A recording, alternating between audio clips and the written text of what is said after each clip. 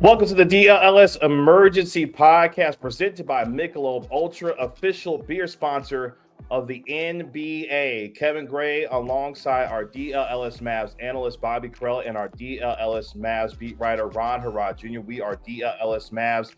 The breaking impending news after 283 days since the most controversial trade in NBA history, Mavericks GM and president Nico Harrison on the verge of being fired by the Dallas Mavericks. Our very own Marc Stein reporting less than an hour ago that the firing of Nico Harrison is imminent. And of course, the Mavericks who are off to a 3-8 start will now see their embattled GM be dismissed in a matter of moments, reportedly, for the Dallas Mavericks. Appreciate all of you hanging out with us here on the Emergency Podcast, here on DLLS Sports. Bobby, I will start with you here because this is something that has been called for quite some time. February 1st was a day that changed the entire trajectory of this franchise and has been nothing but controversial, despair among many words that you would want to use. It appears that the reckoning has now come for Nico Harrison. The Mavericks made the right decision, Kevin. Patrick Dumont and the ownership group, they made the correct call in doing what they did. I think they waited too long to do it. Obviously, this has been 9 months of mistakes, and it turned into essentially like a public humiliation ritual for not only Nico Harrison, who American Airlines Center fans were, drowning in Fire Nico chants all the way up until there was 1 second in a close game last night, but also for the players who had to endure that, who we're playing at home, but it felt like a road game. And also for the fans who had to watch this team every single night. Their record since the trade speaks for itself. Their record this season speaks for itself. All of the stats about the offense speak for themselves. And, none of it really is their fault. Obviously get good, guys, but it's not a good team. The team is fundamentally flawed. There's way too many bigs. There's way too few proven playmakers. There's not enough shooting, but this goes so much farther and so much more beyond than just the players on the team right now. This entire thing was broken. The Mavericks violated the agreement, the sacred agreement between team and fans whenever they traded Luka and whenever they talked down upon fans and removed fans from games. In the wake of that trade and when they just kept pushing it forward and saying defense wins championships and you'll see, we're going to win the title next year, and saying that in 10 years we'll be buried anyway. It doesn't even matter. The way that Nico specifically acted in the wake of that trade, I think was enough to permanently break it. And I think ultimately this is a sad day for Mavs fans. I'm sure that many fans are happy that he's gone, but it's a sad situation because this team is still bad. They still don't have draft picks. There still is not much hope that this team is going to compete this year or next year or anytime soon. And so, while this is a victory in that the guy that they cannot stand is no longer here, the work of actually becoming as good as they were a year and a half ago is only just getting started. Ron, our very own Marc Stein saying that Mavericks owner Patrick Dumont and Nico Harrison are meeting this morning, and a subsequent meeting for Dumont with the team's players is also expected today. League sources tell the Stein line and DLLS Sports 9 months and change after the catastrophic Luka Doncic trade. Welcome to the DLLS Mavs beat. This is something that obviously has been coming, but from your perspective, your thoughts as this firing is impending for Nico Harrison today.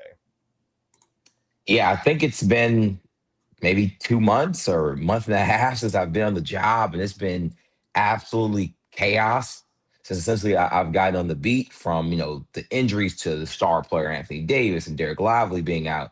And then there's this dark cloud over the franchise, then going all the way to last night where I see Nico Harrison in the hallway looking like he saw a ghost, the ghost of Christmas maybe, where his face looked just dark and white. And I said, "Hey, what's up?" And he just kind of stared at me in like this awkward way. Usually he'll say hi or give you a nod back. And he just kind of looked at me like, like he was kind of like stuck.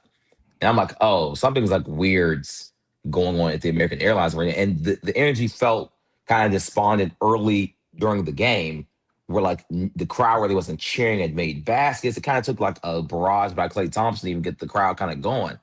I'm like, the vibe just feels different. And a lot of people in the comments have been laughing at us, like, we've been talking about vibe, like how do you kind of measure vibe?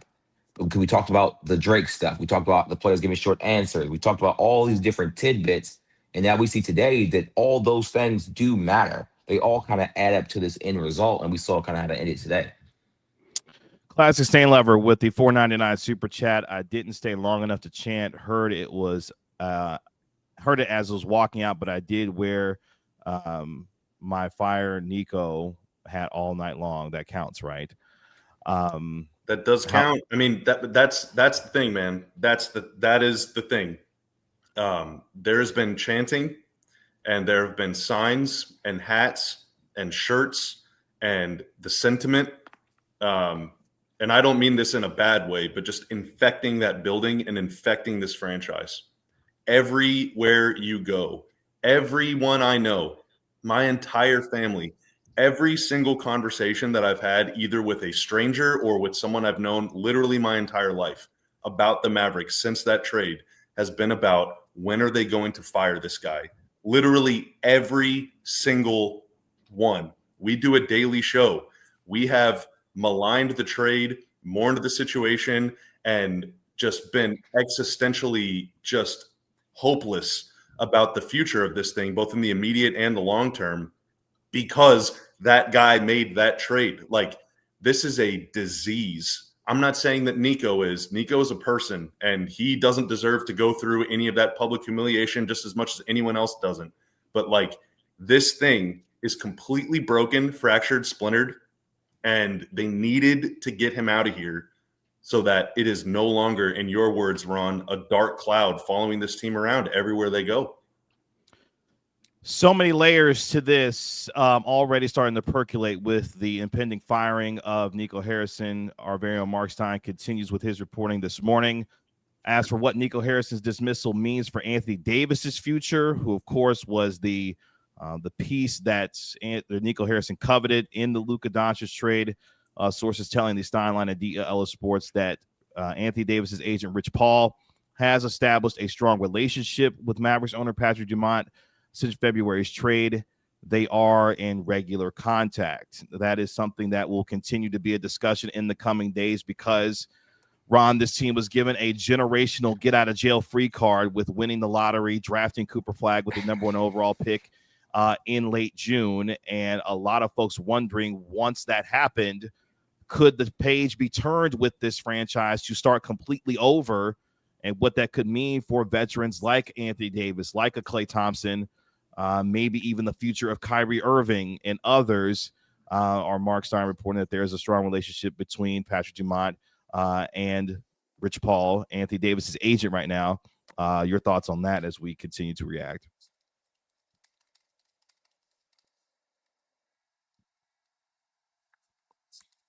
Oh, he's still there. Ron, can you hear me?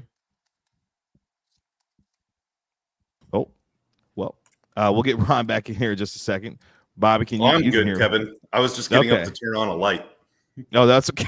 Ron's locked in. Shading to my face because it looked yeah, like no, I was it's living in okay. the shadows. It's okay. It's okay. I'm lit up like a Christmas tree inside my office. Yeah, you really are. You look great, man. You look great. Yeah, I appreciate what was it. the question? Long story short, I mean, the Mavericks got a generational get out of jail free card with getting Cooper Flagg. What could this mean, obviously, for Anthony Davis, Klay Thompson, and other veterans who are on this team, and what that could mean for their futures, given the fact that a lot of folks have thought this was an opportunity for them to start over with the drafting of Cooper Flagg? Yeah, I mean, Stein already reported that Rich Paul, who is Anthony Davis's agent, is in, I think he termed it like close contact with Patrick Dumont, and that they talk regularly.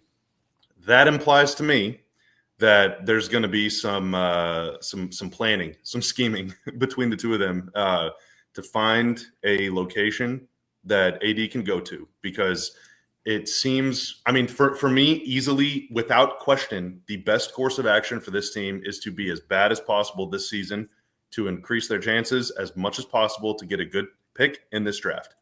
It is the last pick of theirs that they control until 2031. So if you want to get any sort of talent, like that is the only way to do it, because they are already up against the second apron. They will not have cap space for like 5 years. So they need to get a good pick. And that means probably trading Anthony Davis. And that means probably trading a lot of other players. And it is noteworthy that Stein mentioned Rich Paul, because Rich Paul is essentially the head of Clutch Sports, which also represents Daniel Gafford. It also represents Derek Lively. It also represents Jaden Hardy. It also represents Dwight Powell and maybe someone else on the roster. I'm not sure. But Daniel Gafford. Yeah, Daniel Gafford. I did say Gaff, and of course he is trade eligible, and it's been reported recently that teams are interested in him. And so, how far the Mavs are willing to go to ensure they're going to be bad, I guess we'll find out over the next 3 months. But that's why, for me, it's way more important that they get this hire right than it is that they blow the whole thing up. I think they're going to lose games no matter what. I don't want an interim GM coming here and, having a fire sale and then getting canned in 6 months and someone else has to come in and figure it out.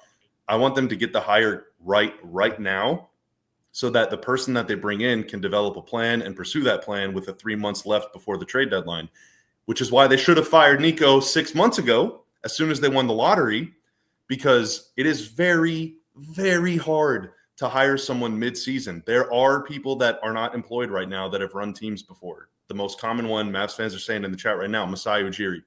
He is very experienced, and he's not running anything right now. So maybe that's just hey, slide him right in and let's go. Masai's built some really good teams in the past, but including a championship team in Toronto, which maybe Patrick Dumont has heard about. I genuinely don't know. But many of the other super qualified, super interesting, super viable candidates, super attractive and appealing candidates, the time to talk to them was 6 months ago, not right now. So it's going to be very tricky, but they need to nail this next hire. They have to. The pressure is very, very, very high. They have to get it right. Marc Stein continues his reporting, saying there has already been a push among some of the organization's influential voices to try to bring back former Harrison advisor Dennis Lindsey from Detroit. Sources tell the Stein line, but Dallas is first expected to install an interim front office after Harrison's departure. So there's already a name being circulated potentially to come back. Of course, Dennis Lindsey was brought in to help Nico Harrison. At one point, Patrick Dumont wanted to bring in a prior experienced front office voice. Dennis Lindsey was brought in and subsequently left to go to the Detroit Pistons, where they have built themselves a nice squad there in Detroit as he helps Trajan Langdon run that franchise in the Motor City. But Ron and Bobby, that's already a name that's being circulated. Dennis Lindsey, thoughts on that? He's experienced. He built the Jazz team that was really good, or built most of it at least. He had a good run here. I mean, obviously, if people within the organization, think highly of him, then that means that he did leave some sort of positive impression. But I don't say this like to be mean or anything. Like, he's a little older. He's been around. Like, I don't know. I kind of want someone that I don't want it to be someone's first GM job, because there's a lot of delicate trading that you got to do. But I do want someone that wants to be the GM here for 10 years, and maybe Dennis is still at that age. But I don't know. I'm not going to lie, man. Every time a Mavs fan says Masai, I just get a little excited. Well, and Ron, you can react to this. Our All-City Network teammates, Tim Cato, wrote a piece discussing the fact that Patrick Dumont had conversations with former four-time NBA champion executive of the Golden State Warriors, Bob Myers. That was a name that a lot of Mavericks fans thought, if Nico Harrison would be dismissed, that he could be a potential replacement. He has since taken another job as he is going to be working with the Philadelphia 76ers organization in some other areas as well. But he's going to be doing something a little bit different. I'm not directly working with the 76ers. I want to be clear with that. But at the same time, that was a name that had been discussed as well. Who would you like to see as a potential replacement for a Nico Harrison, given the situation that the Mavericks find themselves in? Yeah, GMs are really tough just because a lot of them are retreads. and a lot of them have a lot of failure throughout the league and continue to get jobs, as we see like a team in New Orleans with their GM and what he's done to that franchise. So you don't just want a guy because he's been around. I think they just need to find a guy that executes whatever vision they deem that to be. If they want someone to come in and get them back to championship contender, they need to hire somebody they believe they can do that. I know Bobby's already said Masai Ujiri. That it's an interesting name. He's led a team to a title. He's built some really good teams. But then over the last couple of years, I'm not really sure what was going on in Toronto. I'm not sure if that was him, if that was because they didn't want to go into the luxury tax. It's hard to know all these different like factors on what makes the GM good or not, except for kind of like, did you make bad or good trades? Kind of that kind of thing, or what free agents did you kind of want to go after? But Masai does have a lot of experience. I'm not sure, what exactly he wants to do. Bob Myers, I think clearly is every fan base's number one goal, but clearly he's been hired by this 76ers parent group that you said our Tim Cato wrote about yesterday, and I aggregated in the story from last night.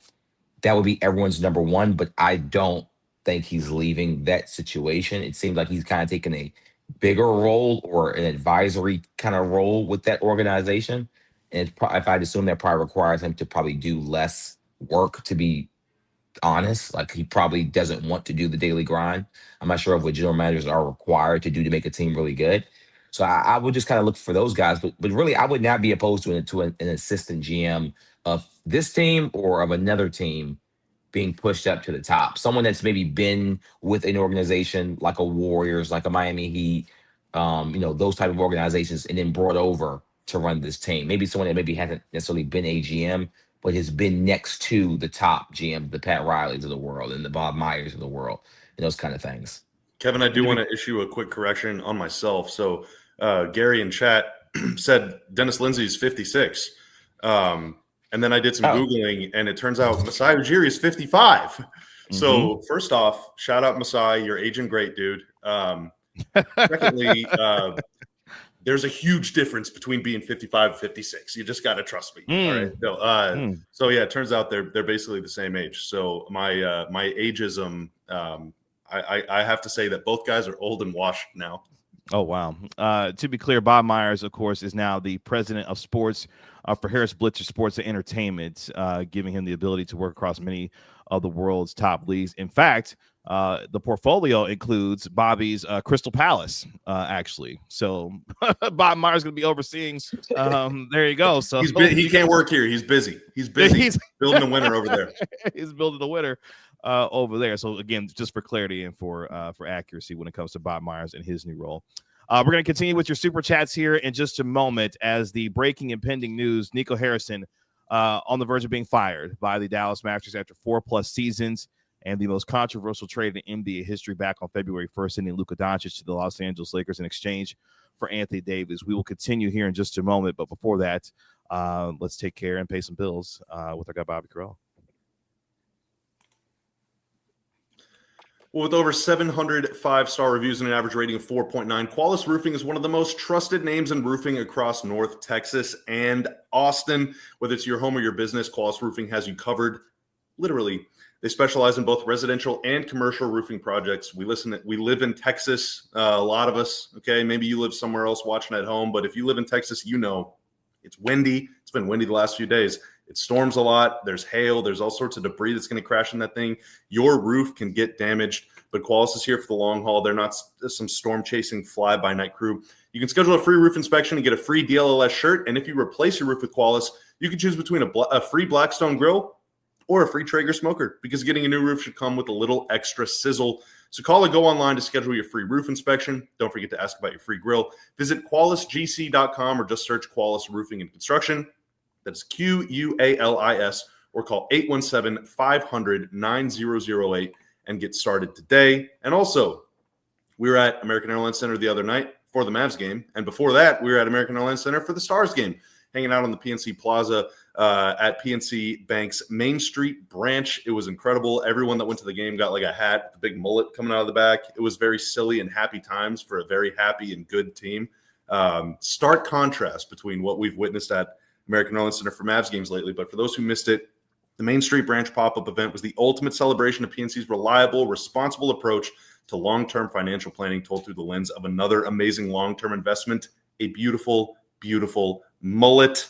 It was a reminder that the best things, whether it's a legendary flow or a strong financial plan, come to those who are patient and committed to the long run, just like the next Mavs GM.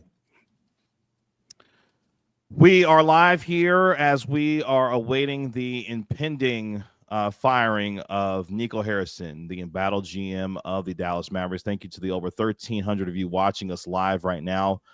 Please like, comment, and subscribe to DLLS Sports while you are here. That meeting is set to take place reportedly at 10:30 a.m. To appoint what is being reported by ESPN as of this moment.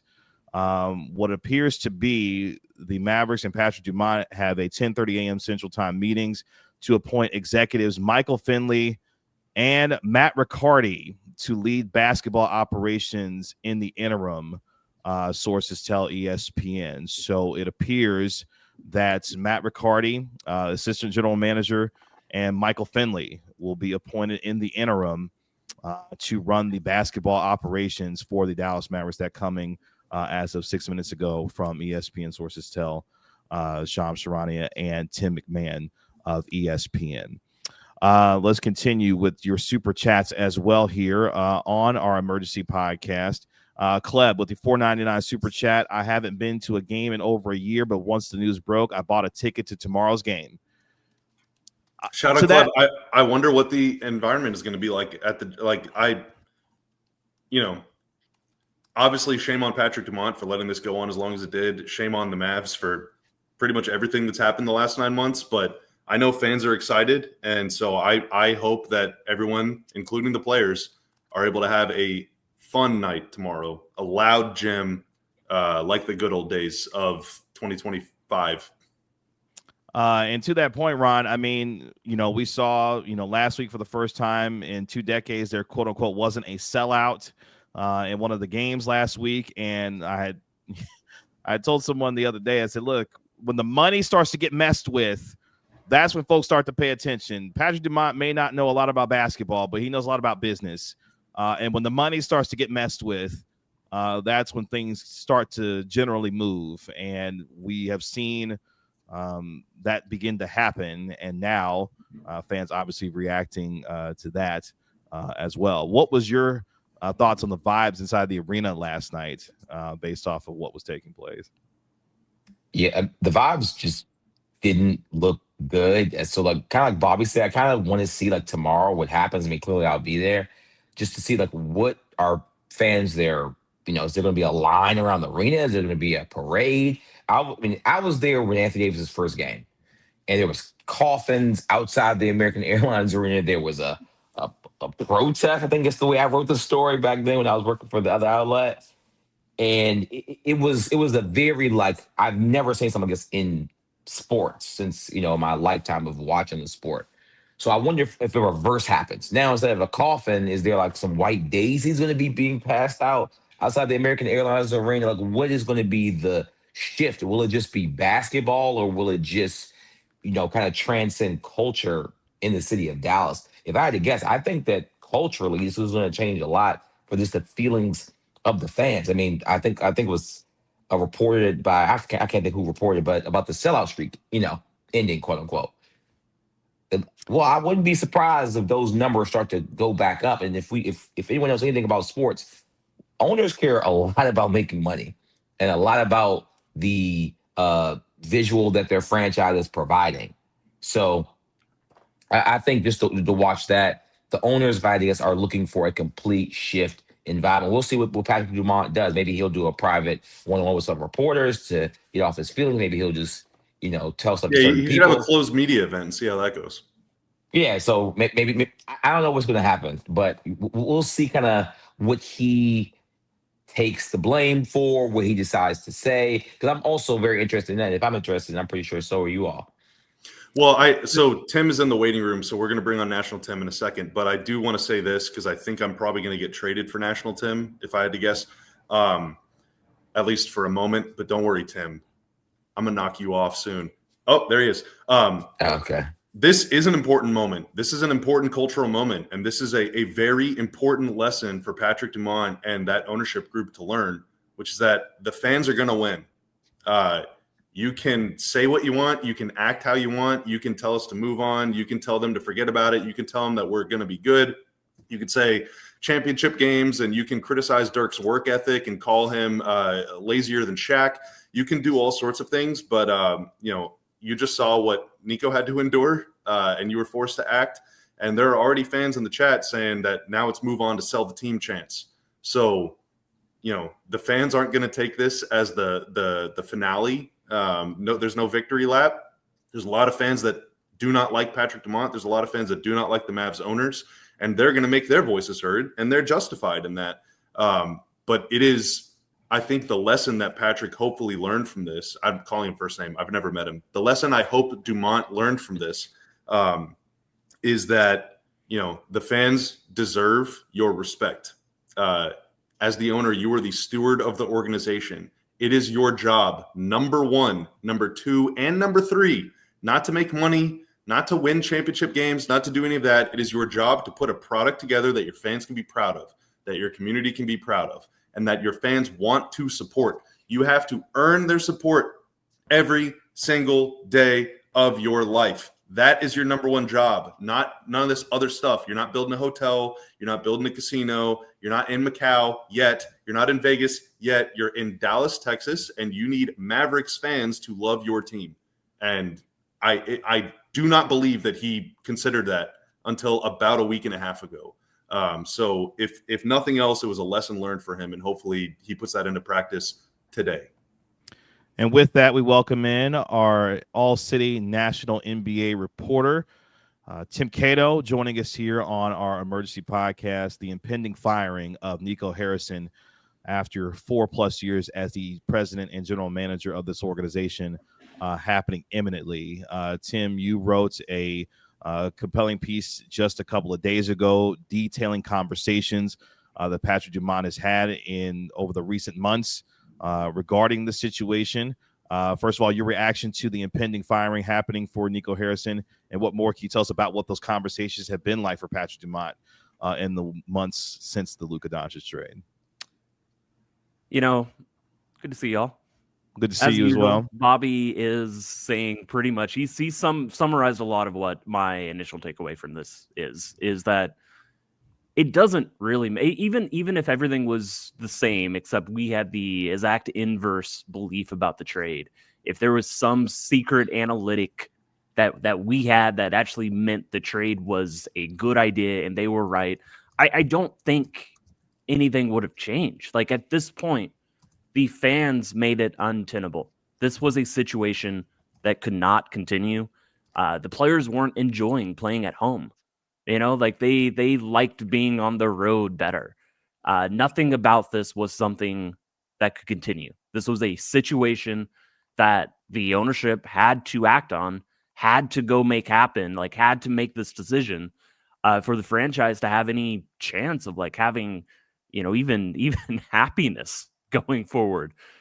Everything around the edges, every situation, all the home games, all the conversations around Dallas had got so toxic, and it was because of the decision to trade Luka, and it was because Nico was still, here. It was, yeah. I'm shocked and stunned, and on one hand, but on the other, I'm really not. If you just look at this realistically, this really had to happen. I'm going to be very clear with the audience and with you and with everyone here. There was only one way this was going to end, and it's ending with what is happening today, and that is Nico Harrison being fired. The way that Patrick Dumont, and this organization have carried on over the last 9-10 months, there was no way that it was going to end any other way than this. Since the trade, 44 games have been played. The Mavericks are 16-28 in those games since acquiring Anthony Davis. Unfortunately, what Nico Harrison fell victim to was thinking that he was the one driving all of this, and found out very quickly that no, you are not the one driving this. And the part that will always stick with me, Tim, is he did the thing. He built a championship contender around the generational superstar and willfully and willingly traded that away because he was not in full control of what he believed his superstar should be under with him in his purview. And now he is paying the price in the form of his job, and what the organization will begin to look like moving forward for the next several days, weeks, and months will be a reflection of what he has left in his wake with this trade. No control over your picks for the next 5 years after this year. A team that's running up against a second apron. Yes, got a generational get-out-of-jail-free card with Cooper Flagg, but there is a lot of work to do for Matt Riccardi, Michael Finley, and whomever becomes the permanent president and general manager of this organization to clean up after one of the most unbelievable unforced errors really in sports history in my mind. Yeah, this is, where Dallas goes from here is, I think, a really interesting question. And even more than that, it's not even just what Matt Riccardi and Michael Finley think, as you said, as they're going to be installed as interim, GMs leading the front office. But is Patrick Dumont going to say, go tear this down, and he's going to task those two people with it and just say, well, we're tearing it down no matter what? Are you going to entrust that to an interim? Or are you just going to let this play out and say, well, next summer when we have a actual GM, that someone without an interim title, somebody that they actually plan to be part of this team's future, are they just going to punt everything until the summer and just kind of let this play out as is? Like, that doesn't seem like wise. They're already behind. They're already behind the 8 ball by not having a new GM whose vision and future you trusted. Installed going into this summer. I heard Bobby talking about that a little bit early. They're behind on this process. So now do you just say, well, maybe there is another GM who would like triangulate this another way? A lot of this is also Patrick Dumont. I do think it's very telling that, Stein has reported that Dumont has that relationship with Rich Paul. So, yeah, it's it's the biggest question. It's going to have ramifications around the league's trade deadline, depending on which Mavericks are available, if any are, what Dallas is looking to do, how they're looking to recoup, draft picks, things like that, around the Cooper era. And of course, with not only the impending firing of Nico Harrison, the installations of Michael Finley and Matt Riccardi, obviously what the future of this team will begin to look like will start to take shape very quickly. Because if you are in the business of thinking what this team has to do is to move on from aging veterans and start to fully embrace the Cooper Flagg, experience going forward here, that makes a lot of sense given what the 2026 NBA draft is going to look like and the ability to create financial flexibility going forward by building around younger players to put yourself in a position to get better quicker, given the way that the NBA is constructed from a salary cap and apron standpoint. The cheaper talent that you can get that can flourish, the quicker you can get to where you want to go.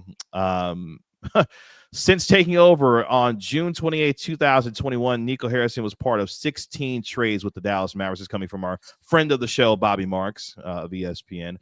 Only 7 players remain from the 2024 Western Conference champions: Kyrie Irving, Daniel Gafford, PJ Washington, Derek Lively II, Jaden Hardy, Dwight Powell, and Dante Exum. Those are the only players remaining from the team that went to that NBA Finals. And of course, now they will look to start anew. Let's get to some more of your super chats. Ozzy D with the $4.99 super chat. To all the relentless MFFLs, thank you for not letting up. Any future GM knows how much we love our team. We can now start to heal. Hush is with the $4.99 super chat. Brunson walked for free. Traded Grimes for nothing. The Luka trade, safe to say he never touches an NBA front office again. I think that's a pretty good bet. That Nico Harrison will probably not find himself working in anyone's NBA front office. I mean, Kevin, to be fair, he wouldn't be the first person who, I guess he didn't quit his job, but a lot of people do win the lottery and then go quit their jobs. That is true. He didn't quit. He was pushed out. He was ceremoniously dismissed. Yes. Ozzy D with the $1.99 super chat. Ron, this will be for you. Channel this energy toward Jerry Jones next. When it comes to the Cowboys fans, I'm sorry, that won't be happening.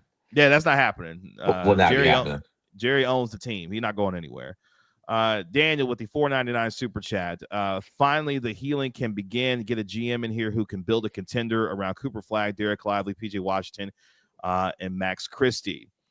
Bags with the $4.99 super chat.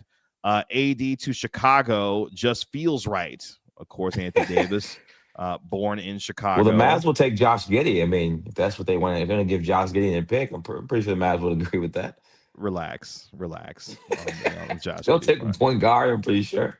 I mean, the reality of the situation is that I don't expect there to be a robust trade market for Anthony Davis in the sense that there are teams out there. Now, I think there will be teams that express interest. I do not think there are teams that will express interest and say, we have to have him. How many first-round picks do you want? I think Dallas I'm pretty sure Dallas will be able to move off Anthony Davis. It just might not be a situation where they're getting much back in return for it. If this is just about resetting the era, that is possible. And that I think that is going to be able, something they're able to do. But Anthony Davis has basically not played this year. And the team has, quite frankly, looked better when he's been off the court. And so, yeah, I don't think there are teams, unlike Luka Doncic, I don't think there are teams lining up, calling the phones of Matt Riccardi and Michael Finley saying, all right, what is it going to take? I just don't think that's the situation Dallas is in right now. Yeah, and I think it's very similar to the Kyrie Irving thing when Kyrie Irving got traded to the Dallas Mavericks. Like, Kyrie Irving is one of the greatest players of all time. He's going to go to the Hall of Fame, but because all the stuff that was happening in Brooklyn, the trade market wasn't that big for Kyrie Irving. The Mavs gave up some stuff, but it wasn't what you would think for a player of the Kyrie Irving caliber. I wouldn't be shocked if Anthony Davis's value is kind of closer to that than maybe what his value would have been 2 seasons ago. I'm a piss off Mavericks fans. You know who actually he could help right now, honestly? The Los Angeles Lakers. They could use. Well, they don't have the salary at that point. My point is they could use a frontline center with that kind of defensive prowess in Los Angeles. Reeves Reels with the $4.99 super chat. I'm so happy for our city, man. Y'all deserve a day to celebrate. So do we. God bless. Go Mavs fans. Classic Stein lover coming back in with the $4.99 super chat. DJ should allow a couple of moments in the games to have chance. They pump volume besides free throws. Don't want to be disrespectful yet. Not drowned out. Thank you so much for the super chat there. We continue with Trey Jackson. Thank you for the $1.99 super chat. Billy Coward with the $4.99 super chat. Thoughts on Kyrie? He's become my favorite player. I hope this doesn't push him out. That remains to be seen, the direction that this team decides to go in. Kyrie Irving, of course, still working his way back from that left ACL tear that he suffered back on March 3rd against the Sacramento Kings. Will we see him prior to the end of this year? I highly doubt it. Obviously, going into 2026, a more realistic timeline for Irving's potential return. But he will be coming back to a team that could be looking very, very different whenever he does come back. And what does that mean for a player who has signed a 3-year, $120+ million contract this summer, going to be owed over $40 million over the next few seasons? And what does the championship window look like for him as he moves toward the twilight of his career? Because the Mavericks could be going in a completely different direction given, what they've been allowed to have in terms of Cooper Flagg going forward. Johnny King with the €5 super chat. Thank you so much. This needed to happen, but Mavs now going into a rebuild. It's a pity we have to watch Luka in Los Angeles and now have no shot of getting him back. Don't know if necessarily Luka was going to be coming back. I mean, yes, LeBron James made his return to Cleveland in spite of Dan Gilbert and how much he had the vitriol for him when he left there. This is a little bit different. There were a lot of words on the way out the door from this organization with respect to how they felt about Luka Doncic, his work ethic, among other things, that I don't know if 77 would embrace coming back here after all the things that have been said about him. So yeah, I mean, it's over. You know, it still happened. Yes.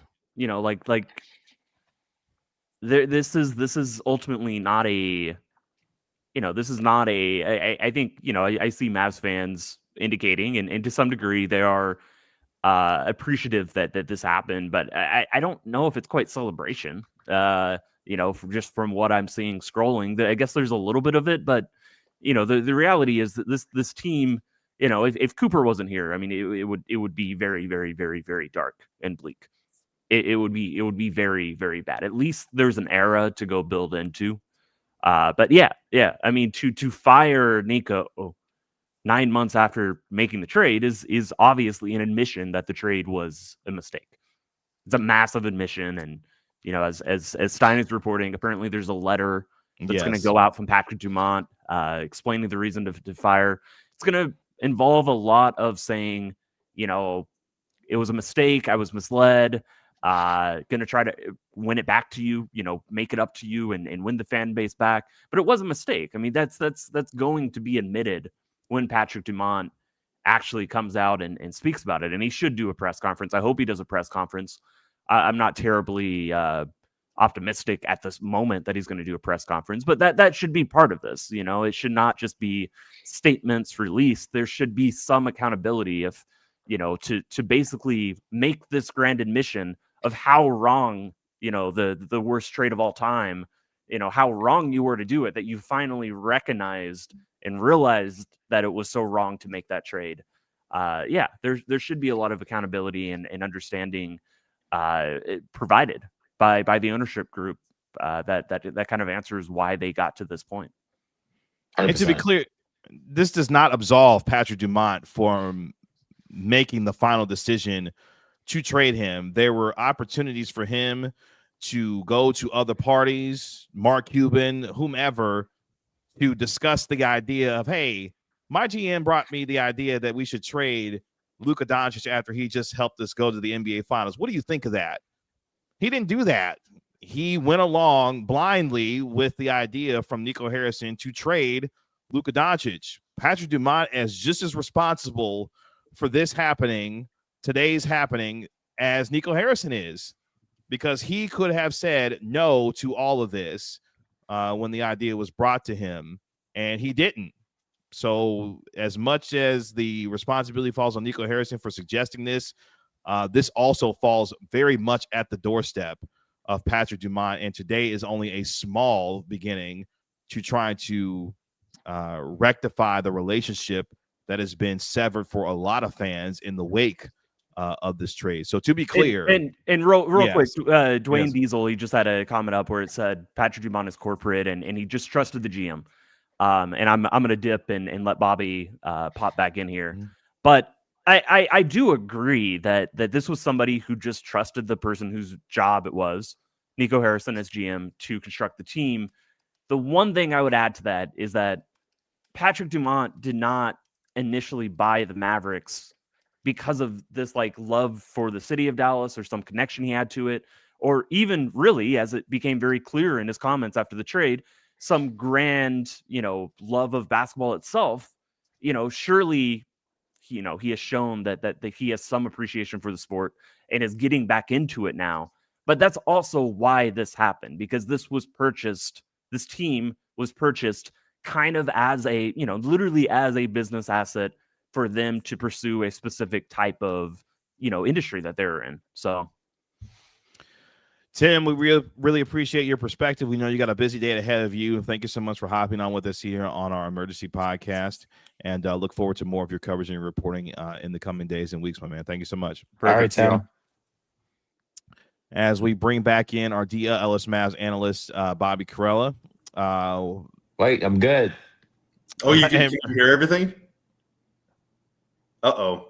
Nope, he's got to come back out and come back. He took a victory lap too soon, man. Too soon. See, too soon. I want everybody to know that Bobby made fun of Apple products or right, that big Apple product. Don't dox the chat, bro. Yeah, Come on, man. Yeah. Like, relax, man. Relax. I mean, I'll stand 10 toes on Android OS and Samsung products being better, but still, nothing but respect for all sorts of technology. I do think so about what Tim was saying about the letter, what you guys were saying. Mm-hmm. I know that pretty much anything Patrick Dumont says, maybe for the rest of the time that he owns the team, is gonna, kind of fall on deaf ears, or fans just aren't. Some fans are never going to care about him ever. I think there are some fans that will always care about him, always, and then I think there's a lot of fans in the middle that could be won back. There are a lot of fans that have said, look, I'm not going to be a fan of this team until Nico's gone, and then I'll come back. Or maybe you're on the fence about it or whatever. And so maybe those words will be received. But, if anything, I think that it's an important step in the correct direction, which is of radical transparency. It is important, I think, for the owner and the GM and for everyone associated with this thing to acknowledge the fans. One thing that Cuban did that actually drove some fans kind of nuts is he was almost too transparent. He'd go on press tours all the time. He's responding to emails. He's responding to tweets. He's responding to Cyberdust messages. And then all of a sudden, this new guy comes in, or Miriam Adelson buys the team. So this new woman comes in, and then this new guy, Patrick Dumont, comes in, and they don't even go to games. Like, they're nowhere to be found ever. It's impossible to know what they're thinking. It's impossible to know how they feel about anything in good times or bad. And it's been mostly bad times, over the last year plus. And so, I think it's important for him to make that effort, or for, let's be honest, for Gina Miller probably to make that effort on his behalf. But that matters. Like, PR matters. Community relations matter. Like, the Mavericks for a very long time were the team of the community. Like, their players are always doing charity stuff. Cuban is always out there. Donnie's always at a bar drinking. Like, you can always reach out and touch these people.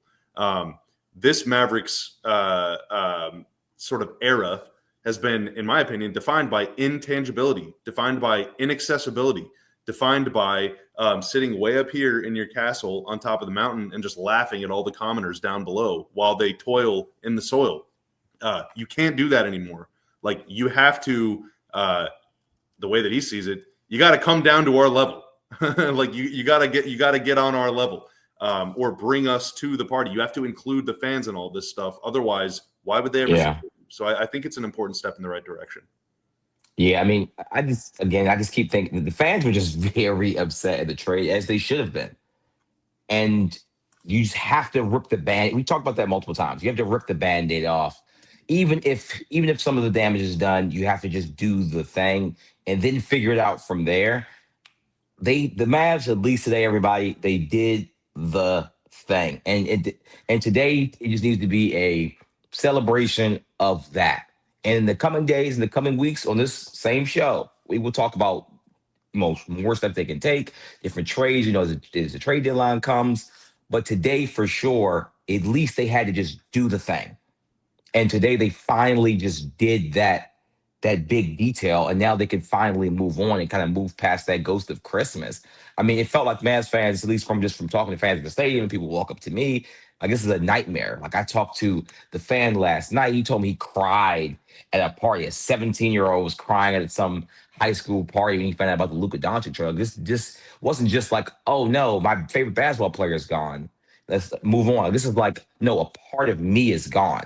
Like, some Mavs fans can't replace that to happen. So the person that did that had to go. No matter, kind of how Tim said earlier, no matter what they did, that feeling was never going to go away. Sadly, though, it feels like Anthony Davis is also getting kind of a lot of that feeling too. So I guess we'll see. Maybe do the fans start to come and become more fans of Anthony Davis now that Nico's gone, or sadly, will his reputation kind of always be stained by that trade?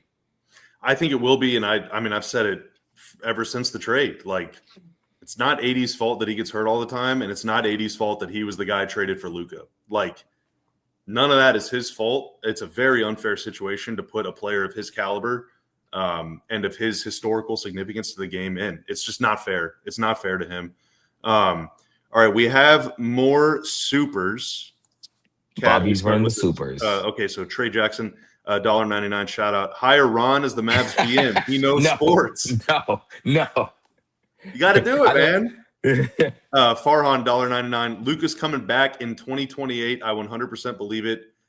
Farhan, I don't want to disagree with you, but I think I have no choice. Let's stab that copium in. Let's stab it in. I don't think he's ever playing for the Mavs again. I'm not going to lie, man. Maybe if he's 37. Sheldon Fennell with $1.99. Mavs should hire Sam Presti's assistant GM. A lot of people associated with the Thunder have been hired.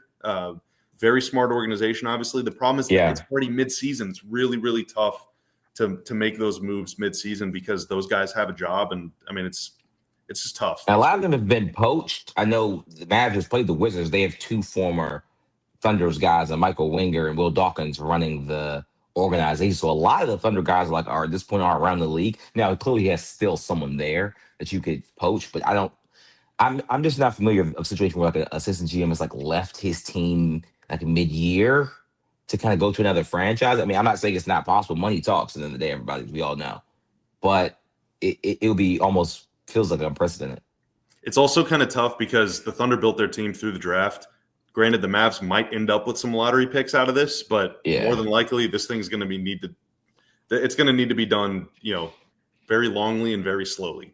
And I didn't mean that like a euphemism. My bad. Cameron Walker, $1.99. Hope you all throw someone on the grill today. It's a little cold, but it's a little chilly. Nice smoked meats will warm us all up. Want it? I do love grilling.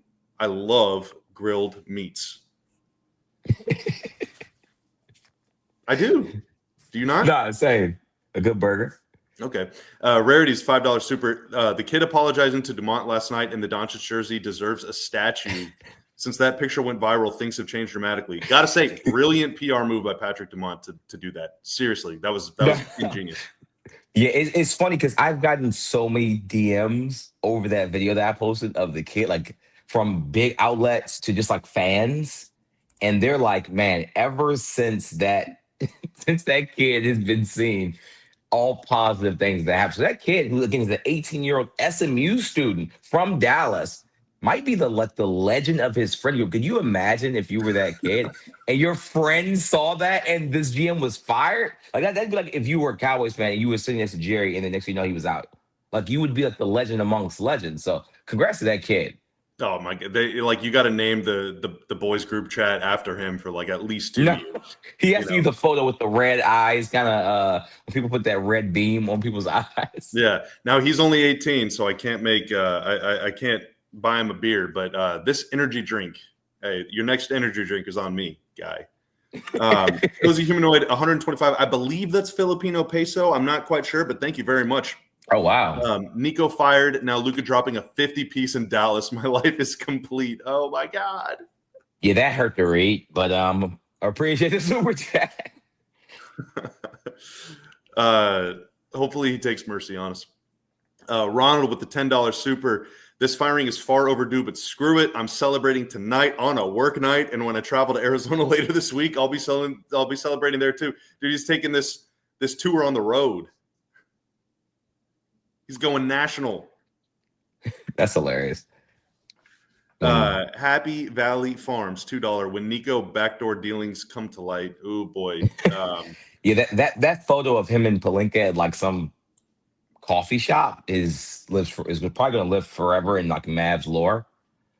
Yeah. Henry Diesel, 23,499 super chat. Gotta hire Bob Myers or Masai Ujiri. That's a great place to start, in my opinion. Kid's bald self got to go next. I think that Jason Kidd's a good coach. Complete rebuild. 24 Mavs were special, gone but never forgotten. Throw on the grill. Smoke some meats. Smoke some meats. Cobber 148, $5 super. Trade AD. Sit Kyrie this year. Get a top pick. Kyrie back next year if the team is good. Trade the AD assets for another player. 1 to 2 year rebuild. I mean, yeah, I don't hate it. I'm not opposed to again, we'll talk about. I'm pretty sure these are even more detail as the season goes, but I wouldn't be shocked. Now Stein again did report, and I can say even for me, I've seen Rich Paul at least 2 Mavs games. He sits courtside behind the one of the baskets normally. A lot of his clients are on the Mavericks. I'm not going to act like Anthony Davis is his only client. He could be here for other guys as well, but he seems to be here for kind of probably who's his biggest client on the team. Happy Valley Farms again with another $2 super. Nico, I traded away a generational player, Harrison. It's a brutal legacy to have, man. Honestly, it is a brutal legacy, and I really do. I mean, I hate what that guy did, but I do feel bad for him. Drew Markham, $1.99. Need to collect as many picks as possible. Could be tough. You're gonna have to give up a lot of good players to get any picks back. Like PJ, Gaff, maybe Max Christie. They're all gonna need to be gone. Ozzy D, $1.99. Ron, take a selfie next to the staircase. The staircase might be gone. I mean, I know it's there for Stars games, but it might be gone for Mavs games now. I mean, it was there for one reason. That one reason, it's gone. You're gonna retire the staircase? Retire it. Hang it in the rafters. Nico Harrison, 2025 to 2025. That's right. Classic Staying Lover, $1.99. Will free agents trust Dumont in the future?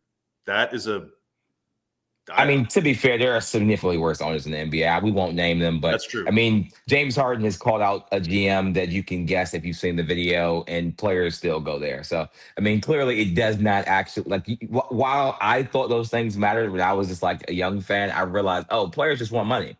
And that's kind of all it comes down to. So can you pay me what I want is which will get players to come here. I can guess, though, if the Mavs are going to be bad, ain't no way they're touching the second apron next year, let alone the first. No way.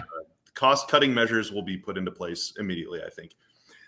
Psycho Blues Fixed comes in with the $10 super. B-Ball Cthulhu isn't sure what Dallas can do other than blow it up further. Everyone on the team, other than Flagg, has such low value now thanks to the mismanagement of the team. I would push back on that.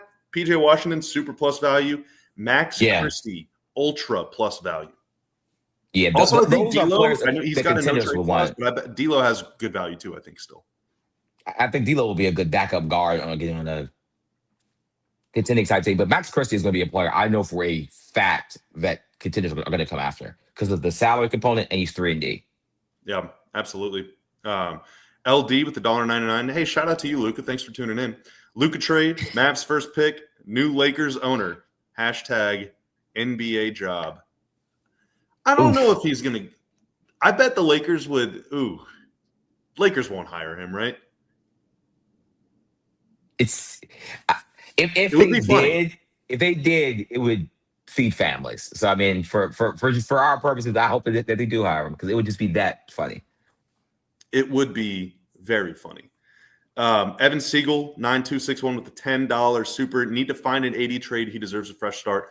The Mavs have to look to the future, wash away the stench from the trade. AD for Grant, Avdia, and 29 pick via Boston. Yeah. I mean, if I'm the Mavs, I would do that. I don't know why the Portland is hanging up the phone. Portland, I'll be honest, I don't even know if Portland is trading Denny Avdia straight up for Anthony Davis right now. Yeah, Avdia's Denny Avdia might be an all-star, and he's going to make like $10 million a year for the next 2 years. No. Yeah, he's on a really good deal. That's the thing. So the difficult thing, I think Kevin's back too, Kat, if we want to bring him on. I don't know, Ron, is that going to break your headphones or what? Uh-oh. Ron, are you still with us? there? Can you hear me? Yes. Can you hear us? But I cannot hear Kevin. Oh, man, you just hate to see it. You hate to see it. Oh, man. The difficult thing is AD makes so much freaking money, and I'm not saying that he's overpaid or whatever. Whatever. He get your bag. It's going to be tough to trade him, though, because the Mavs have to take back equal money. They cannot take back more money. Correct. They're over the cap, so is most of the league. So they have to take back at least within 25% of what they're sending out. AD makes about, $52 million this year or something like that. And his salary escalates. I think. So they have to bring back somewhere around $41 million in salary. That's a lot of money for a team to have to cobble together. And especially if you want young guys back, young guys don't make a lot. So, I mean, you're going to have to take back vets or multiple vets, but then you're having to take back 3 or 4 players for one guy. That means you got to cut a bunch of guys on your, it's going to be really, really tough to do. Yeah, I mean, Anthony Davis's 3-year, $175 million contract extension kicked in this year. So you're on the hook right now for the next 3 years unless you move him. Look, with today's move, it feels like a complete reset of the organization needs to take place. Klay Thompson, Anthony Davis, to a lesser degree, maybe Kyrie Irving. I don't think so, but maybe. All things have to be on the table at this rate, given the direction, Ron, that this team needs to go in potentially. Yeah, one of the couple of last things I'll say with Anthony Davis, just because the contract, I think Bobby's one of the top 10 salaries in the NBA, if I'm not mistaken, just for this season, and probably even going to be for next season. They're probably just if they say, "Hey, we're trading Anthony Davis," they might literally just have to take back expiring salary and get picks. Like, I'm just going to be honest. Like, it might just be like a team that just has $55 million worth of expiring salary, so you can clear your books, and in exchange you get 2-3 unprotected picks and 2 pick swaps. Like, it might just be that you might not get this young player asset that you're hoping. You might just get players that can play for now, but really the goal is to get the picks and get off the salary.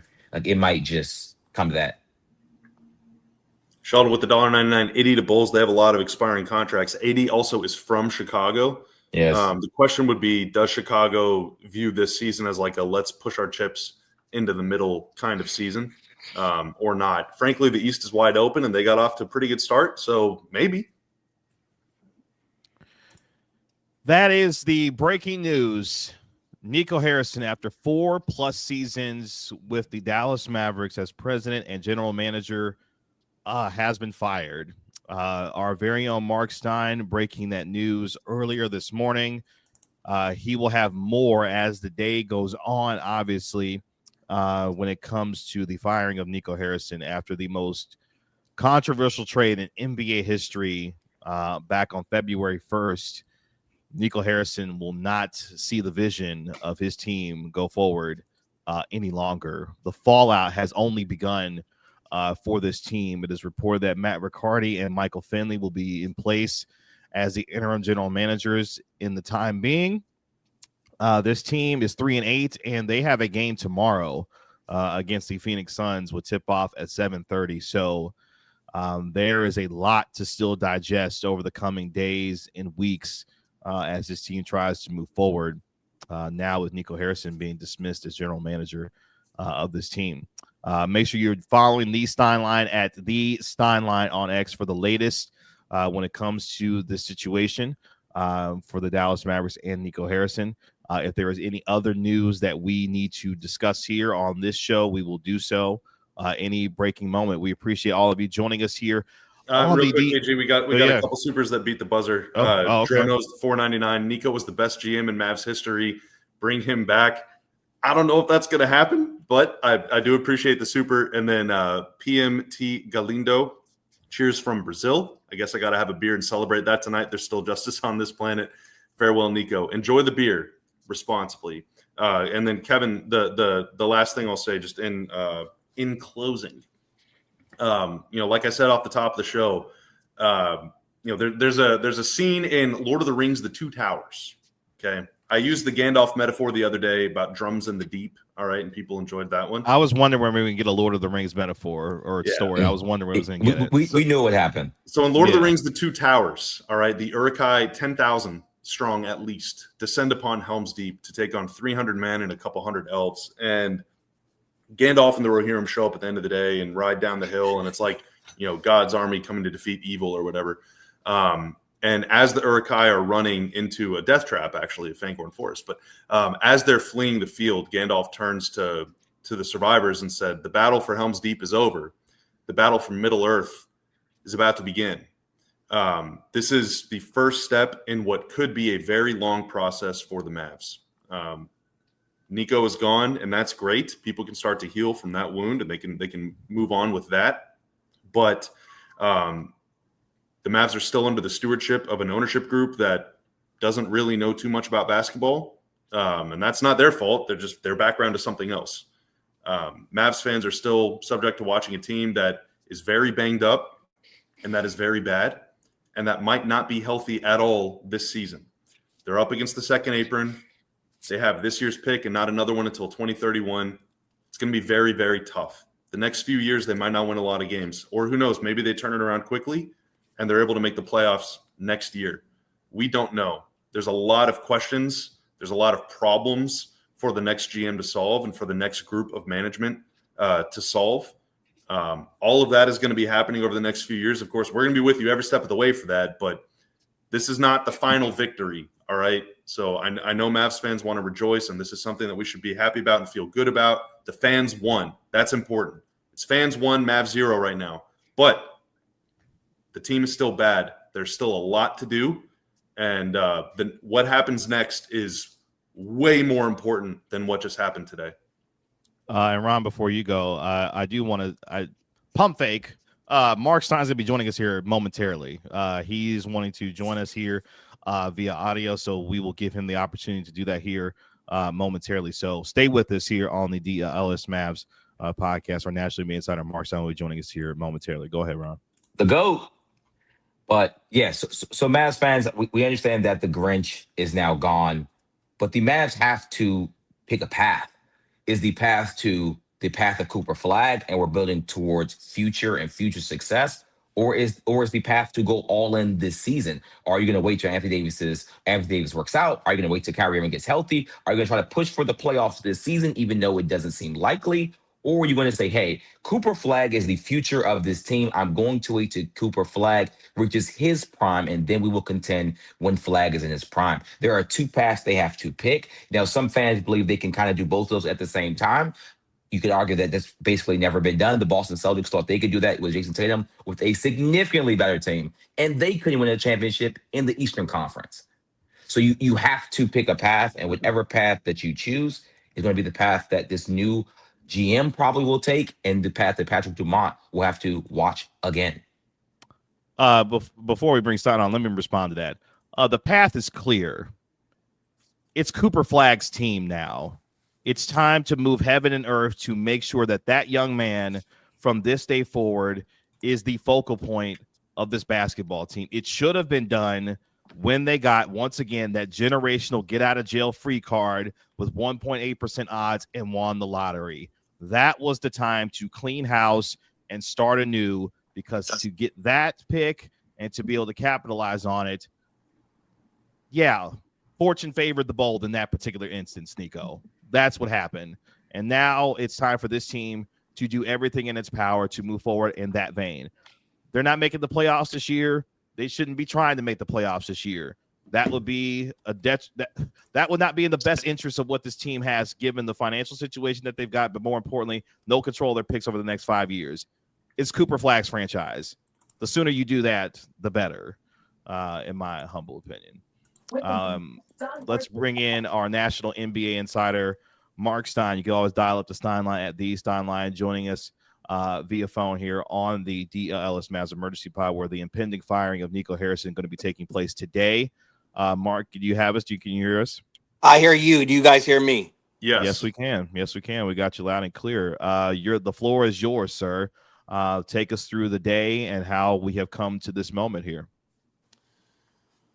Well, look, I think the way that this day has unfolded, that by yesterday, I think they already knew that this was the path that they were going to go. You know, we talked about this a bit last night. Patrick Dumont was at the game 2 hours early. We never see him in the halls of the AAC that far in advance of a game. He met with Rick Welts. He met with Mark Cuban. And the plans were hatched to have meetings this morning to inform Nico Harrison that the Mavs want to move on. And if it hasn't already happened, I think it will soon happen, that there will be a meeting between Patrick Dumont with Mavericks players and coaches to run them through the decision as well. And I also reported here, I think in the last half hour or so, that Patrick Dumont has apparently prepared a letter that he's going to be sending out a letter to Mavs fans to expound on the decision. Obviously, I think we all would want a press conference. I don't believe that's what we're getting. I think we are going to get a letter of explanation on the move. And I'll, comment on that because I think one of the things that Bob, you started to mention a little bit earlier, we have been reminded very much so today, the power of a fan's voice. The last 9-10 months have been nothing but calls for dismissal for Nico Harrison to be fired from this organization. And it was unrelenting over the last 9-10 months. And, a young fan who had an interaction with with Patrick Dumont at the beginning of the season, sat down, had a conversation with him. Patrick Dumont taking accountability for the trade and the decision that he went along with at the suggestion of now what soon will be his former general manager. And now the organization has decisions to move forward. Marc, what more can you tell us about, the individuals who are going to be installed here and what that means for these individuals as they start to take over? Yes, I'm sure you guys have seen the interim GMs. They're going to go with a co-interim structure of both Matt Riccardi and Michael Finley, who are the two assistant GMs. I mean, there has to be a search process here. I mean, they obviously have to get this right. They came into the season, Patrick Dumont came into the season with the hope that he could give Nico at least this whole season to try to turn things around. And, as I wrote in my Sunday piece, as I wrote after the 0-2 start, it was Patrick's feeling that he had to stand behind the decision because he's the one who co-signed on the trade. And, I posted a piece this morning. A source close to all this told me, the way it was regarded was two people made the deal, that Nico made the deal in conjunction with Patrick Dumont because Patrick Dumont had to sign off on it. So that's why during the summer, when anybody would ask, is there going to be a change? The answer was always a resounding no, no, no. They're not going to make a change in the summer. They're going to let the season start. They're going to hope that with the draft lottery miracle of getting cooperflagg, that they would have a good team and could move on. But the way this season has started with the historically bad offense that Bobby Carella has chronicled as well as anyone, with all the injuries, with the fan dismay getting dialed up back to where we were last spring. I just think that, as I wrote Sunday, as we talked about all day yesterday on all our shows, is that I just think ownership has grown weary of all the negativity and realizes that it just has made things so difficult for anyone and everyone who has anything to do with the Dallas Mavericks. It's just not a fun place to work. It's not a fun place to play. Home games are tough because of this environment. And I think they finally realized that even though this doesn't change anything on the roster as we speak, and there's going to be tons of work to do to try to recover from this trade, that this was the first step. They finally reached the point that they realized, yes, we have to take this step, and it's finally happening. Marc, how does this land with the players? Because, PJ has been pretty loud, and justifiably so, saying, like, shut up, stop chanting at home games. And PJ seems to really like Nico. AD obviously really likes Nico. Kyrie Irving, Nico Harrison being the GM is apparently a big, part of the reason why he feels so good, so comfortable in Dallas. I mean, he's a very well-respected player by a lot of guys in that locker room.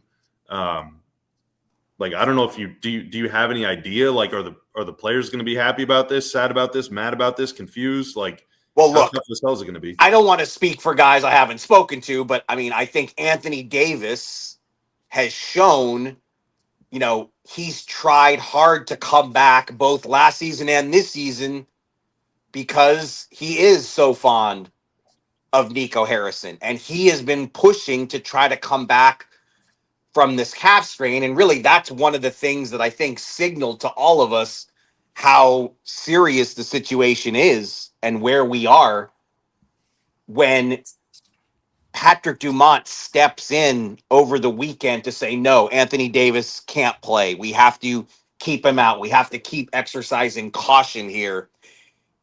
Patrick Dumont, to my knowledge, has never been involved in any kind of decision-making like that previously, whereas I think for Mark Cuban, it would have been very natural for Mark Cuban to be in all the discussions about should so-and-so play after an injury.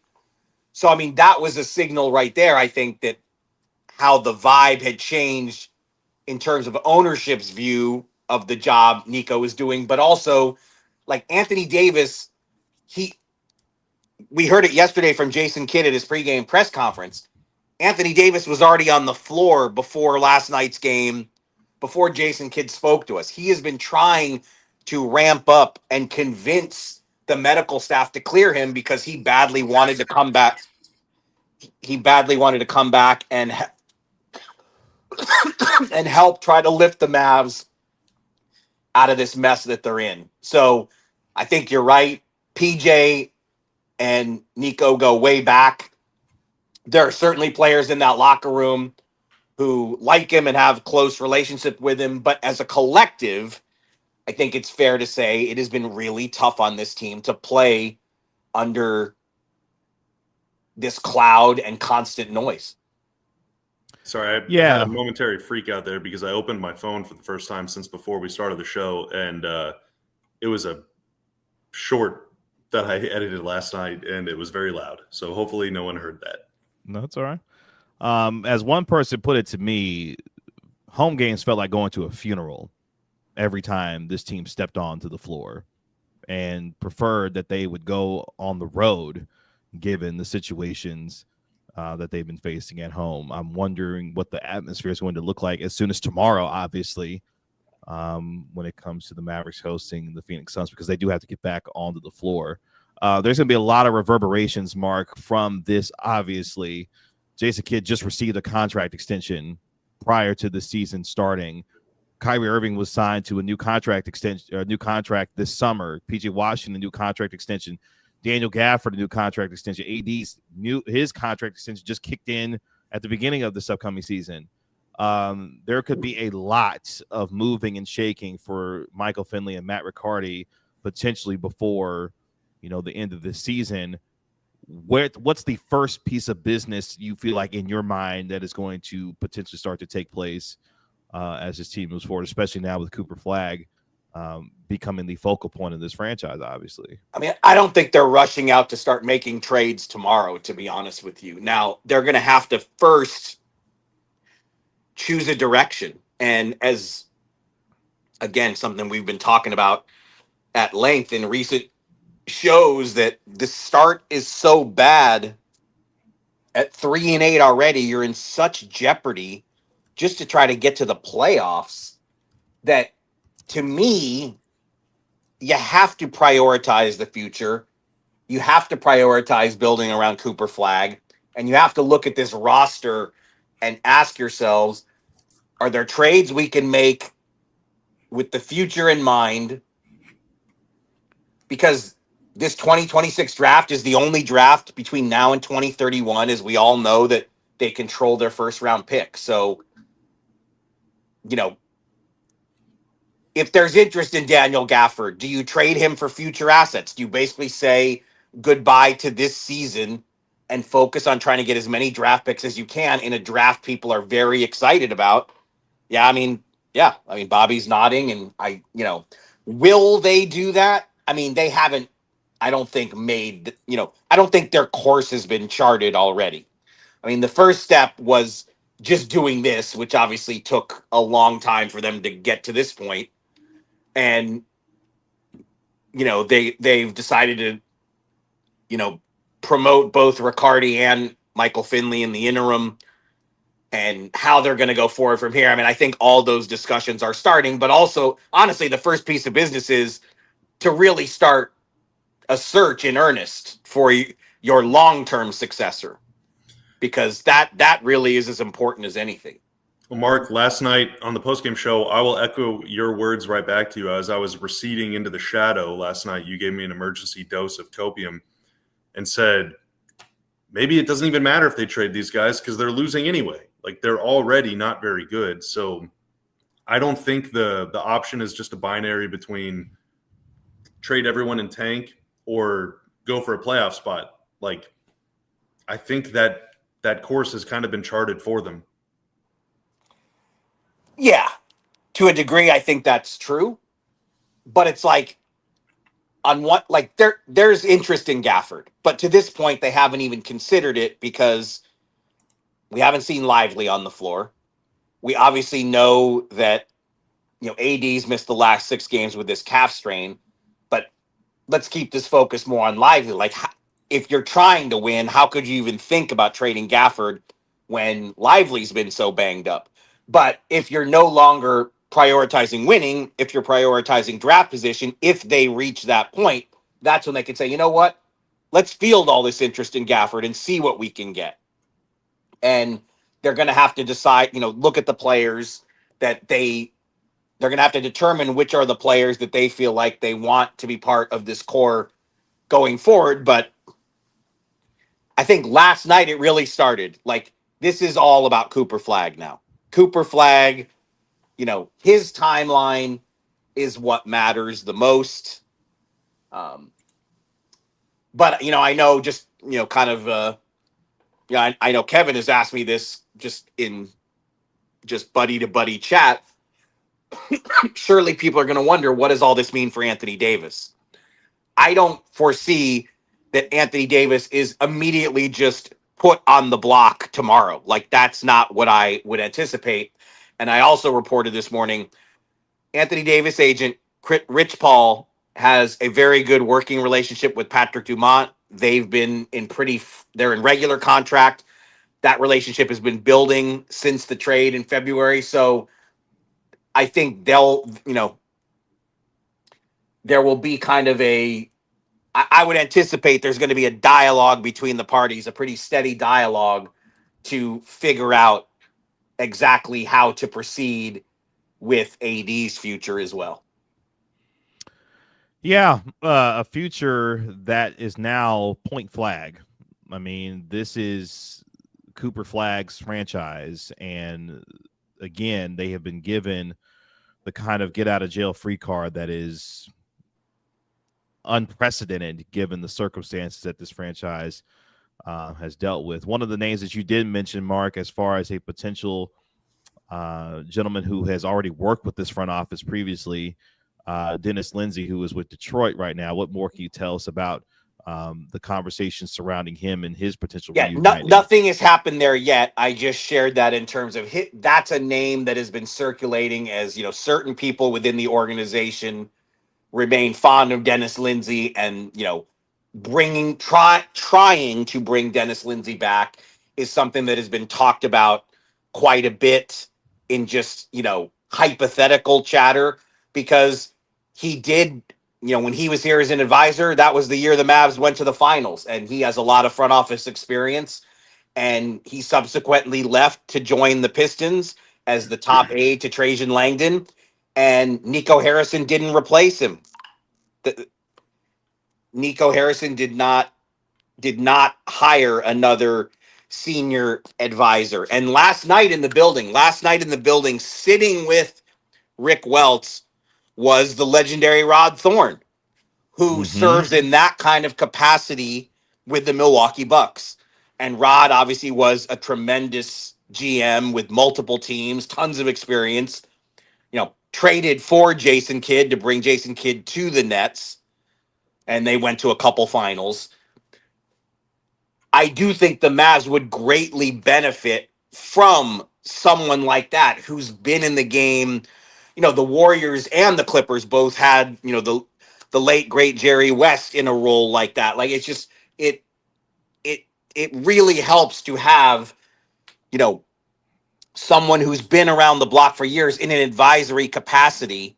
The Suns, who are in here tomorrow night, they've hired Ed Stefanski to do it with a very inexperienced front office and a very they've hired Nash as a coaching advisor with a first-time coach. So it's like, I think Dennis Lindsey's role, I think he was greatly missed after he went to Detroit.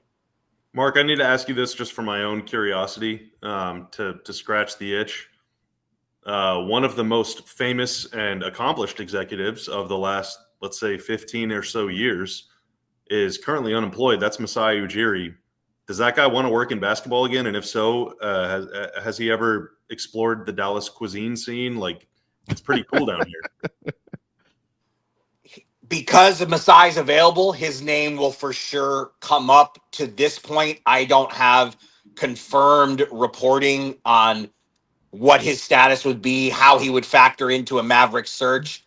I mean, like I said, to me, you have to talk to him. He's available. Why wouldn't you talk to him? So I certainly would assume that would happen.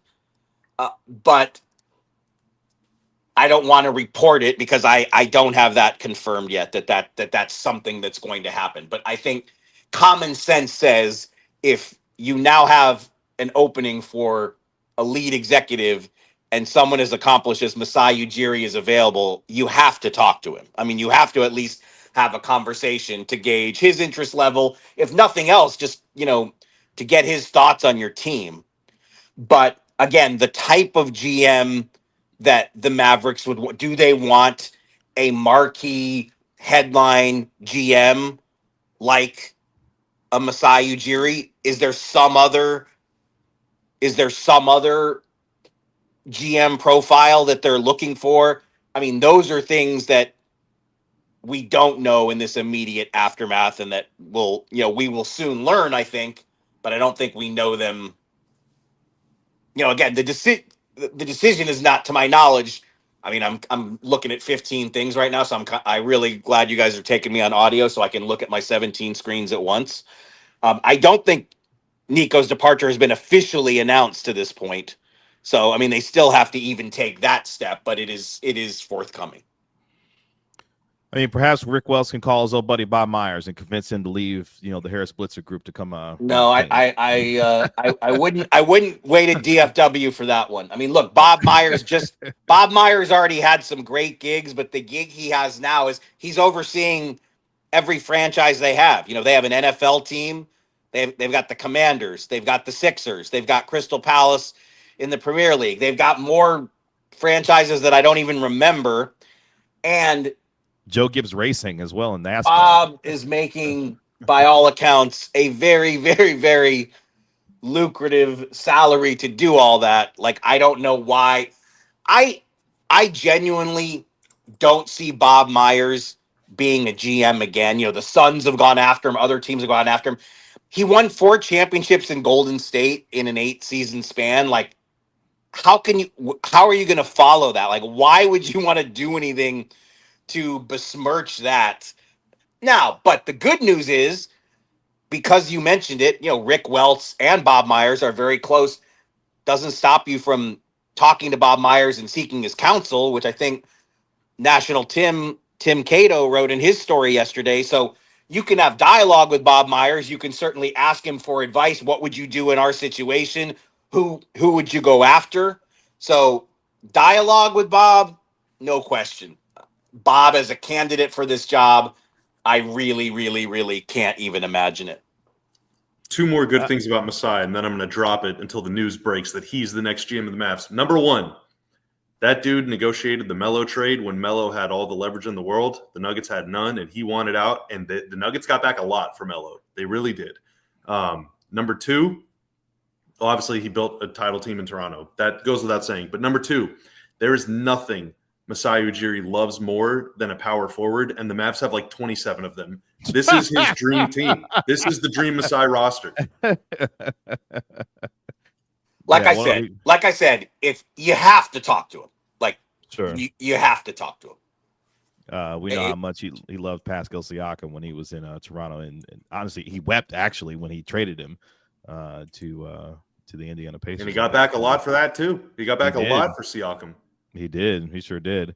Mark, I want to touch on this as we start to wrap up here soon, is that Patrick Dumont, how much is he going to lean on the current head coach of this team and Jason Kidd as they move out of this Nico Harrison, era? And what does that mean for Kidd as he will be, looked to by Patrick Dumont as far as the direction of this team is concerned? I mean, I think a lot.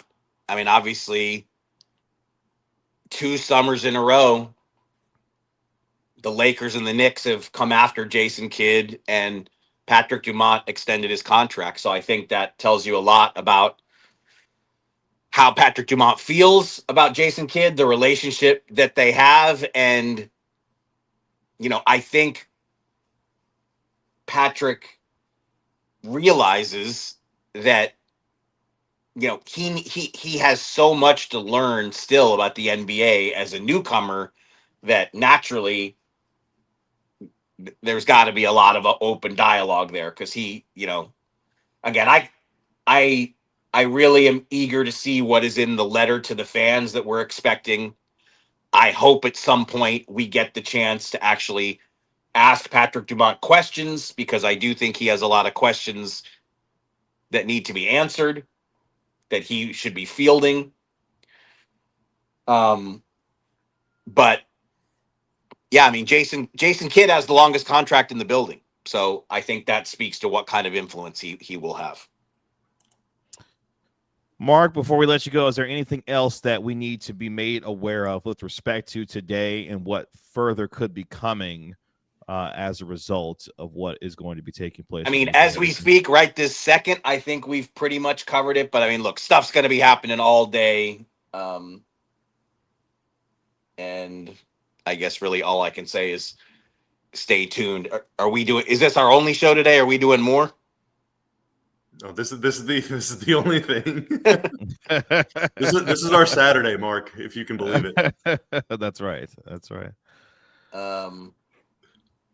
Yeah, I was gonna say if we had a later show that I would join that one too, and I'm sure there will be more. But I mean, look, it's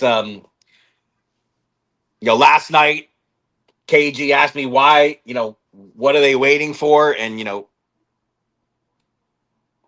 it did move. It did finally move with some speed this morning.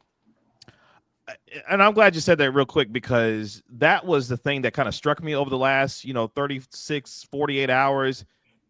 This moved very quickly from the time that they got blown out by the Memphis Grizzlies to the time that they won against the Washington Wizards, which really didn't do much of anything to terms of quell the idea of, what this team is looking right now.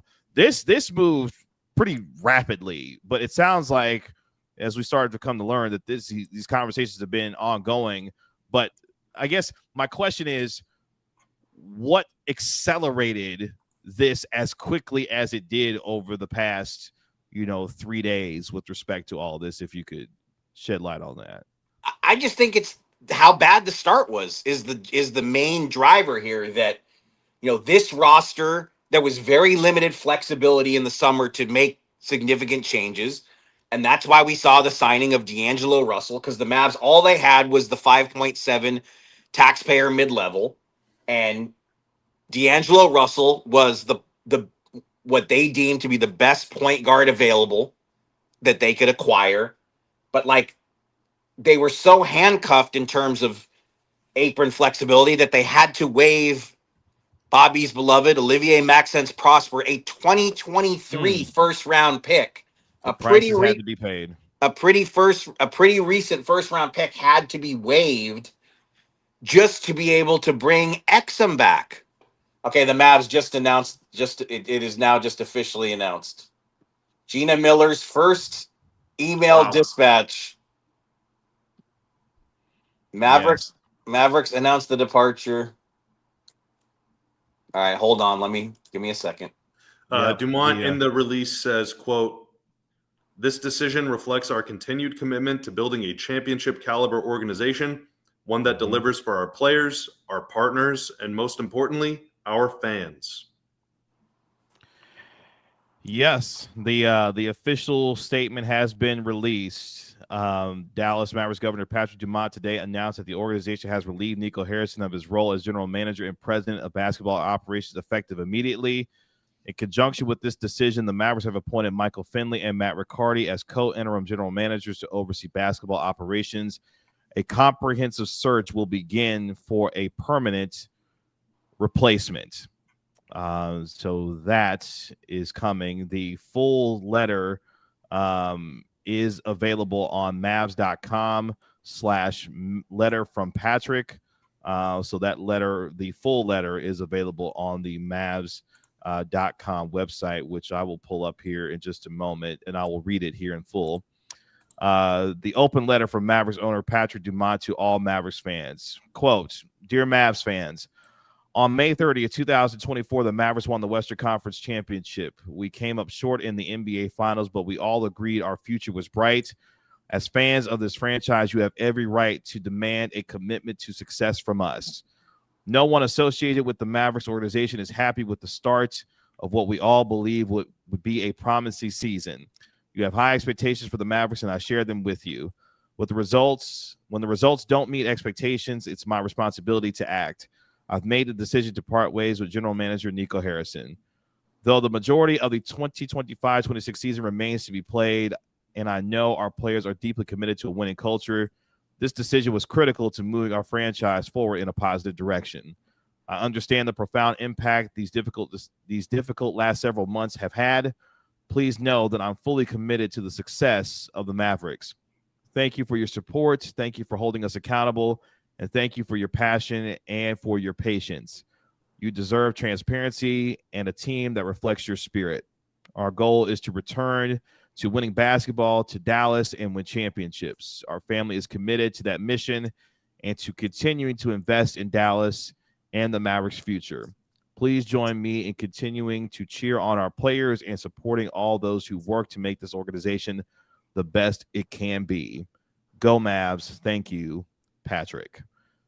So that is the open letter from Mavericks Governor Patrick Dumont just moments ago after the Mavericks have officially dismissed general manager Nico Harrison after 4+ seasons. The Mavericks making that announcement official just moments ago, as first reported by our very own Marc Stein this morning, that the Mavericks have now officially dismissed Nico Harrison. Nothing in that letter at all about the championship games. Nothing in that letter at all about Shaq.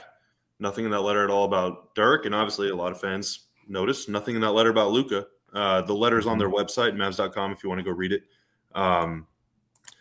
But, yeah, I mean, it is what it is, man. It is what it is. At least he acknowledged the fans, and that's really all I have to say. But, I mean, May 30th, what is it, May 30th, 2024? That's the date that they won the Western Conference Championship, which is also not what it's called.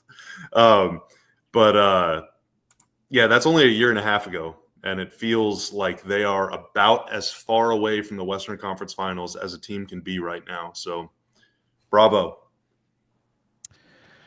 Yeah, I think the general feeling that comes over me as, you know, we've been discussing this is honestly it's just sadness. Like, I'm a basketball fan. I love the game of basketball. What this franchise had done over the past couple of years with the player that was here in Luka Doncic and what they had turned themselves into was some of the most magical basketball to be a part of over the last, several years, and particularly obviously making the NBA Finals.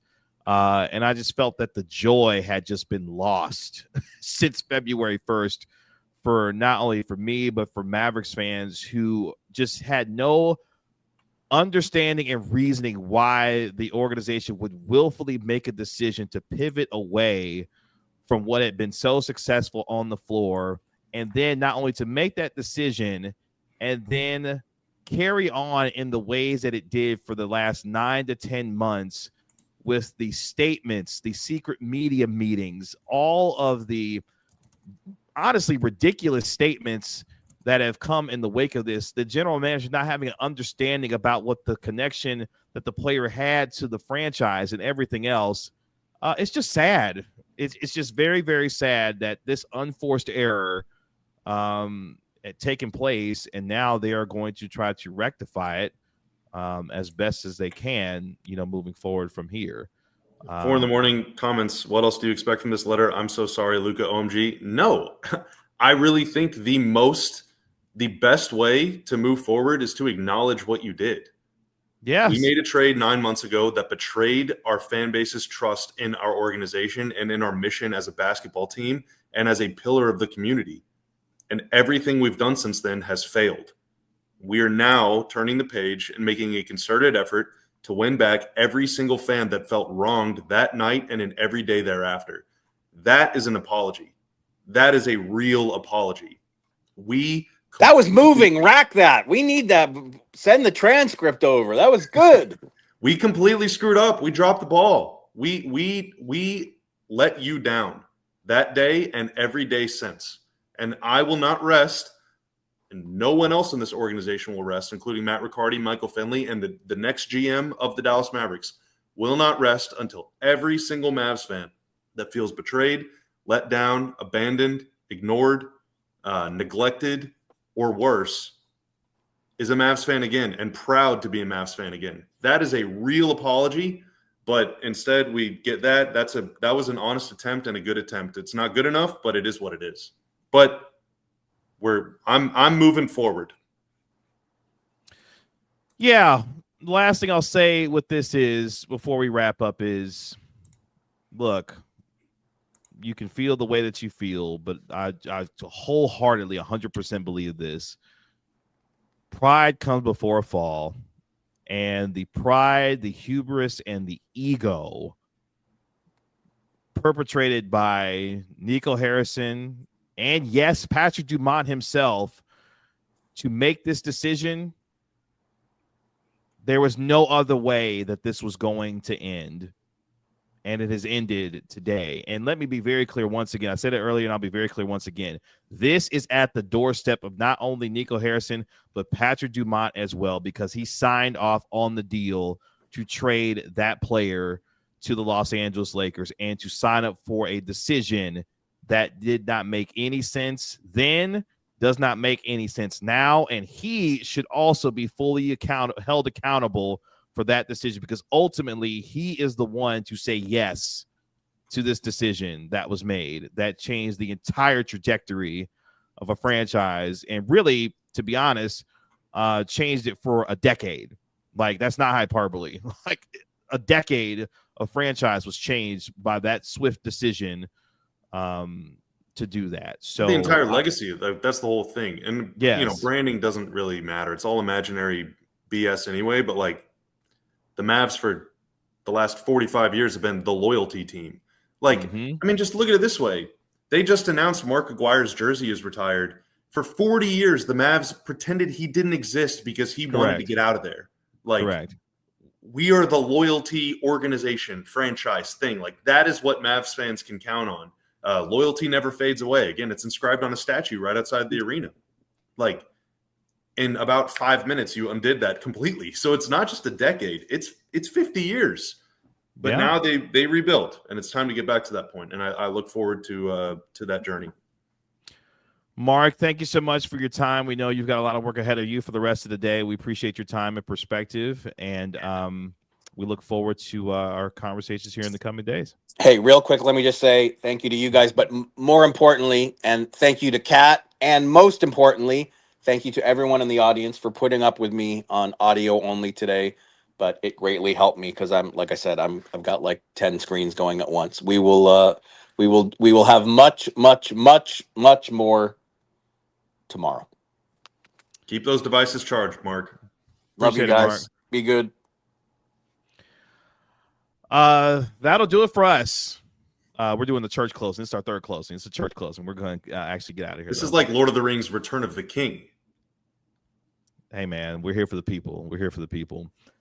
The breaking news: Nico Harrison, after 4+ seasons, has officially been fired by the Dallas Mavericks. Patrick Dumont penning an open letter on the Mavericks website that you can go and check out right now.